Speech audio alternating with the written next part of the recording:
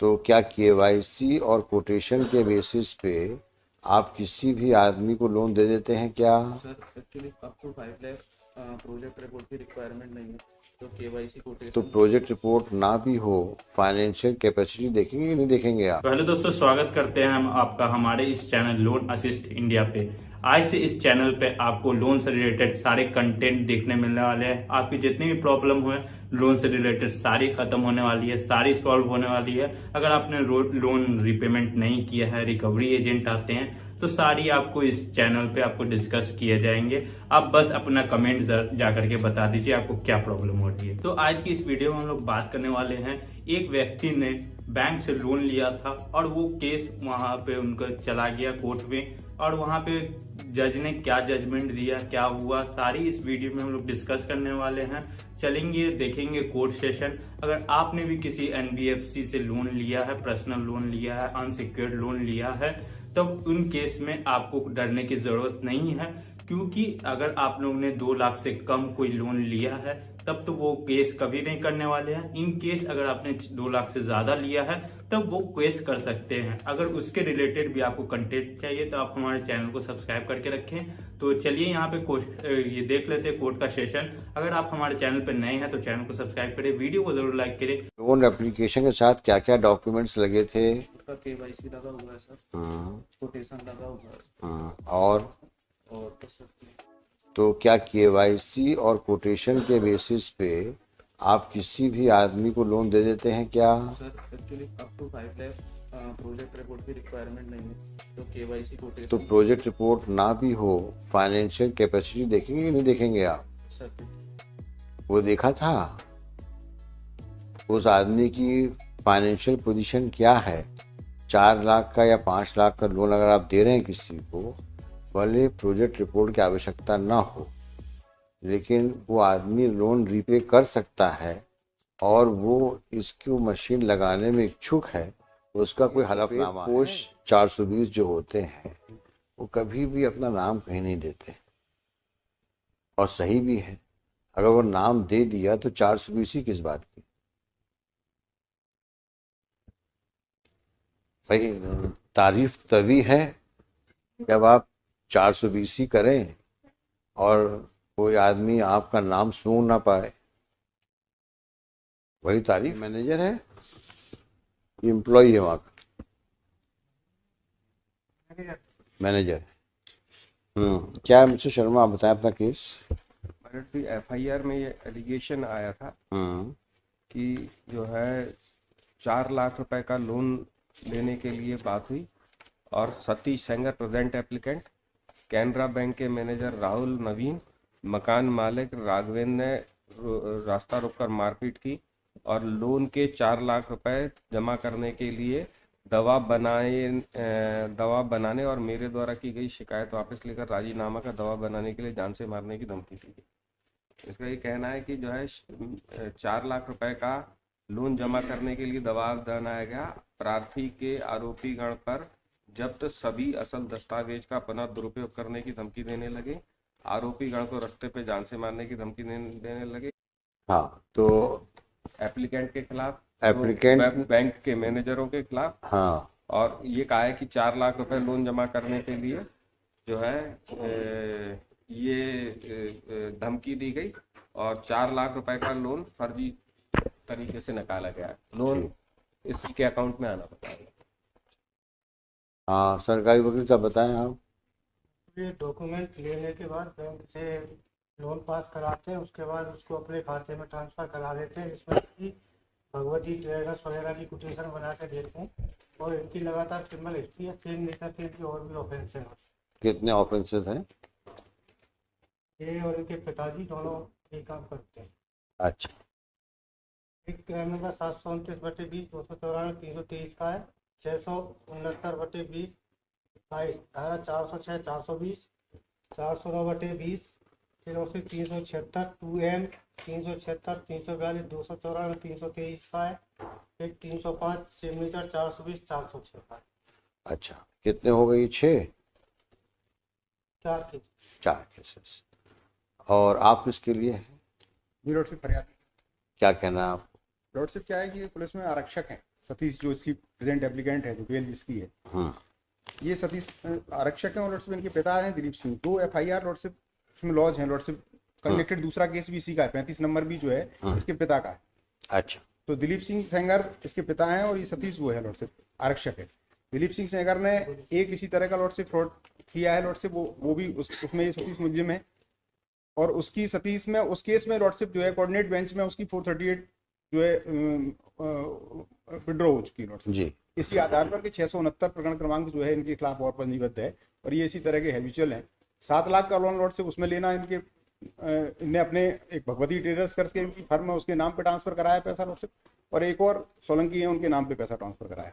और इसमें भी लॉर्डशिप यही स्थिति है कि ये फर्म के कोटेशन लगाते हैं लॉर्डशिप, उसके नाम पे पैसा ट्रांसफर करा लेते हैं और संबंधित को पैसा नहीं पहुंचता लॉर्डशिप। अच्छा, और ये बैंक का कौन आदमी आया है? अबे दिखाओ भाई, लोन अकाउंट दिखाओ, किसके नाम पे लोन तुमने दिया? सर ये गोपाल जाटव के नाम से लोन दिया था सर। अच्छा, तो DD इशू किया था अकॉर्डिंग टू कोटेशन। कोटेशन किसने दिया आपको? कोटेशन गोपाल जाटव ने सबमिट किया था। अच्छा, आपको लोन डॉक्यूमेंट साइन किसने किए? गोपाल जाटव ने सर साइन किए। गोपाल जाटव ने लोन डॉक्यूमेंट कब साइन किया? सर ये 9 दिसंबर 2020। अच्छा, उसके बाद लोन सैंक्शन किया आपने? हुआ सर, उसको कोटेशन दिया। एक मिनट, सवाल जितना पूछो तो जवाब दो, जल्दी में हो तो दिक्कत में पड़ जाओगे। तो लोन किस बाबत दिया था? सर ये मशीनरी परचेज थी। है? मशीनरी परचेज बिजनेस की। मशीन कौन सी मशीन? ये फैब्रिकेशन, काहे का फैब्रिकेशन? आयरन का जो फैब्रिकेशन होता है ना, बाइंड। हाँ, तो लोन ग्रांट करने के पहले आप गाइडलाइंस क्या हैं? सर गाइडलाइन ये दरखास्त कब आई लोन की? है? दिसंबर में आई है। दिसंबर 2020 में आई। उसके लोन एप्लीकेशन के साथ क्या क्या डॉक्यूमेंट्स लगे थे? उसका KYC लगा हुआ है सर, कोटेशन लगा हुआ है और बस सर। तो क्या KYC और कोटेशन के बेसिस पे आप किसी भी आदमी को लोन दे देते हैं क्या? Sir actually up to 5 lakh project report की रिक्वायरमेंट नहीं है, तो KYC तो कोटेशन। प्रोजेक्ट रिपोर्ट ना भी हो, फाइनेंशियल कैपेसिटी देखेंगे या नहीं देखेंगे आप? सर वो देखा था उस आदमी की फाइनेंशियल पोजीशन क्या है? 4 लाख का या 5 लाख का लोन अगर आप दे रहे हैं किसी को, भले प्रोजेक्ट रिपोर्ट की आवश्यकता ना हो, लेकिन वो आदमी लोन रीपे कर सकता है और वो इसको मशीन लगाने में इच्छुक है, उसका कोई हलफनामा है? सर वो एग्जिस्टिंग बिजनेस था। किसका बिजनेस था? गोपाल जाटव का। वो एग्जिस्टिंग बिजनेस का प्रमाण क्या है? किसका? गोपाल जाटव का। किस तारीख का है? उसका रजिस्ट्रेशन ये 2020 का रजिस्ट्रेशन। कब का है ना? 27/8/2020 का जारी किया। तो आपने किसने जारी किया इसको? सर ये नगर निगम से जारी होता है। तो नगर निगम को वेरीफाई किया आपने डॉक्यूमेंट को? सर जी सर, पुराना रिकॉर्ड लगा हुआ है, तो प्रीवियस मैनेजर ने वेरीफाई का सील लगा। हाँ, तो वेरीफाई किससे किया आपने? ओरिजिनल बुलवाया क्या? ये लॉर्डशिप सॉप एक्ट का है, नगर निगम का नहीं है। सॉप एक्ट के अंतर्गत जो दुकान खोलने का एक प्रोविजन है लॉर्डशिप, उसका है। ये नगर निगम गलत बता रहे हैं, सॉप एक्ट का। ये फैब्रिकेशन की मशीन लगा के ये धंधा करेंगे, इसका कोई डॉक्यूमेंट है? वो रजिस्ट्रेशन केवल MSME का रजिस्ट्रेशन। देखो, सवाल जो पूछे उसका जवाब दो। फैब्रिकेशन मशीन इंस्टॉल करके किस नेचर का फैब्रिकेशन करेंगे, इसका कोई प्रमाण है? तो जो शॉप एस्टेब्लिशमेंट एक्ट की दुकान खोलने की बात है, उसका तो कोई औचित्य नहीं है। सवाल तो इस बात का है कि भाई ये मशीन वहाँ लगाई जाएगी और मशीन खरीदी कहाँ से जाएगी? किसका कोटेशन लगा है? भगवान दास ट्रेडर। भगवान दास ट्रेडर्स मशीन बेचते हैं क्या? तो उधर थी, मैंने है? वो उसका GST नंबर और फर्म लाइव थी, वो भी बंद हो गई। नहीं, मैं जानना चाहूँगा कि 20 अक्टूबर की बात, दिसंबर 2021-20 में ये फर्म क्या किस बिजनेस में एंगेज थी? Fabrication related machinery supply. तो उसका प्रमाण कोई है? तो जीएसटी ऑनलाइन करने भर से तो काम नहीं चलेगा ना। लेकिन ये फर्म फैब्रिकेटिंग मशीन्स की मैन्युफैक्चरिंग में इन्वॉल्व है, इसका कोई प्रमाण है? कोई प्रमाण नहीं है। आपने एक कंपनी, एक जीएसटी, अब भगवती ट्रेडर्स किस काम के लिए रजिस्टर्ड है, इनका क्या टर्नओवर है, ये मशीन की सप्लाई करते हैं, इसका कोई प्रमाण है कहीं पर? और जब आप लोन देते हैं तो वो पैसा तो जिस मशीन का कोटेशन आता है उसको पेमेंट होता है ना, थ्रू डीडी है? डीडी के थ्रू भगवान दास ट्रेडर को ही पेमेंट किया था। भगवान दास ट्रेडर्स को पेमेंट किया था आपने? डीडी है उसका एक्नॉलेजमेंट है। हाँ, गोपाल को हैंडओवर किया था मशीन की परचेज के लिए। नहीं, वो तो आपने डीडी से पेमेंट करने के बजाय आपने ट्रांसफ़र नहीं किया पैसा। अच्छा, इसमें क्या ये भगवान दास को ट्रेडर्स को पार्टी बनाया, एक्यूज बनाया है, नहीं बनाया है? तो फर्जी है जो नहीं। 35 नंबर केस है। नहीं बनाया लॉर्डशिप, ना तो इनको बैंक वालों को बनाया एक्यूज लॉर्डशिप उसमें, ना भगवान दास को बनाया लॉर्डशिप। जबकि ये है कि इनको पता है कि भगवान दास ट्रेडर्स के नाम से कोई फर्म नहीं लॉर्डशिप। ये जीएसटी का नंबर जो बता रहे हैं वो बंद हो चुकी है फर्म, अभी ये कंफर्म कर रहे हैं कि बंद हो चुकी है। इनने कब बंद हुई है वो फर्म? उसने भरा ही नहीं, शुरुआती दौर में लिया लॉर्डशिप कोई नंबर और फर्जी करके ये इसका एफिडेविट भी लगाया। कब बंद किया? सतीश सेंगर का लॉर्डशिप इसमें एफिडेविट भी लगाया केस डायरी में कि मैंने ये लोन इसको निकलवाया था और ये इस तरीके से पैसा दे दूंगा इसको। ये एफिडेविट लगाया सतीश 3 महीने के अंदर पैसा जमा करने का। सतीश सेंगर कौन हुए? ये जो प्रेजेंट एप्लीकेंट है हाँ। उसका एफिडेविट लगाया केस डायरी में। किसमें?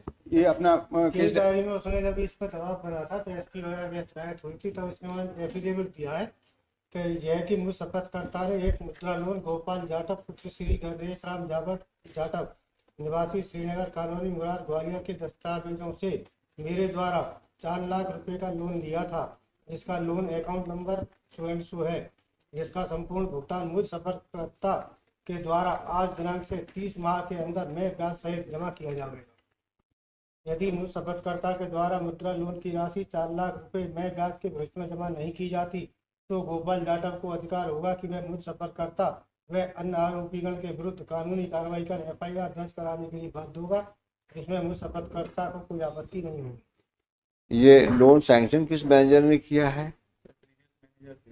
कहाँ है वो? गुजरात में सर, पाटन। उसको एक्यूज नहीं बनाया आप लोगों ने?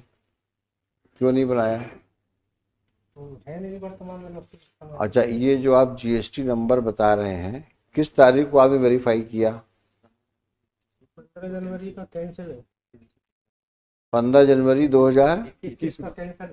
कैंसिल भी हो गया, वो खुद कैंसिल कराया है। तो मतलब आपने ना तो उस कंपनी की जांच करी, बस जीएसटी नंबर लिखा आपने और देख लिया। इसी में पूछ रहा हूँ आपसे, 4 लाख रुपए पेमेंट करने के लिए आपने भगवती के नाम पे तो दे दिया ड्राफ्ट, लेकिन भगवती इस नाम से मशीनें बनाते हैं, इसका तो प्रमाण कहीं नहीं है ना आपके पास में है? तो इसको एक्यूज बनाओ भाई, पहले इसको हम पेंडिंग रखेंगे और ये इसको लिख देते हैं इसमें कि इसको एक्यूज बनाएंगे आप। मिस्टर शर्मा, आप कुछ कहना है? नहीं, आपको बेल के लिए और कुछ बहस करनी है? प्रेजेंट एप्लीकेंट के पास पहले से भी आया, तो मतलब इन्होंने लोन सैंक्शन किया गोपाल के लिए इन्होंने ड्राफ्ट हैंडओवर किया। इनके मुताबिक गोपाल के जो ड्राफ्ट हैंडओवर किया गया वो किसी भगवती फर्म के नाम से हैंडओवर किया गया। उस भगवती का और प्रेजेंट एप्लीकेंट का कोई भी नेक्सस था, क्योंकि उसका जो ड्राफ्ट दिया गया होगा उस ड्राफ्ट पे उस अकाउंट में जमा हुआ होगा, उसके वो अकाउंट किसके नाम से था, उस अकाउंट का ओनर ये फर्म भगवती है, उसका प्रोपराइटर कौन था, उस प्रोपराइटर का मुझसे क्या लेना देना था, या उस प्रोपराइटर के अकाउंट से कोई राशि मेरे अकाउंट में आई गई हो, ऐसी कोई भी मैटर इनोसेंट है। जो लॉर्ड से वो अच्छा, बैंक के मैनेजर साहब ये बताओ कि इस आदमी का कहीं सिग्नेचर है? इसको डीडी हैंडओवर किया था, उसका एक्नॉलेजमेंट। किसको? गोपाल नहीं, गोपाल नहीं, सतीश सेंगर को। ये तो साफ सुथरा इंसान, शरीफ आदमी है, नहीं लगा हुआ है। अपने हाथ में कुछ नहीं है। ये इसकी जो कनेक्टेड केस है 35 नंबर, भाई ये सफ़ेद पोश 420 जो होते हैं वो कभी भी अपना नाम कहीं नहीं देते, और सही भी है। अगर वो नाम दे दिया तो 420 ही किस बात की। भाई तारीफ तभी है जब आप 420 ही करें और कोई आदमी आपका नाम सुन ना पाए, वही तारीफ है। आप इनके मैनेजर को आप एक्यूज बनाइए, उनसे तहकीकात करिए, ऐसे 5 लाख के कितने लोन इन लोगों ने पब्लिक फंड के कितनों को दे दिए होंगे। ये तो कुछ केसेस हैं जिसमें कि मसला हाई कोर्ट तक पहुंच गया है बेल को लिखते हुए, या FIR लॉन्च हो गई है। Possibility of crores of public money being siphoned off in collusion of the bank with these kind of persons who manipulate documents, procure loan in fictitious names, and then transfer them. You should take it on a serious note.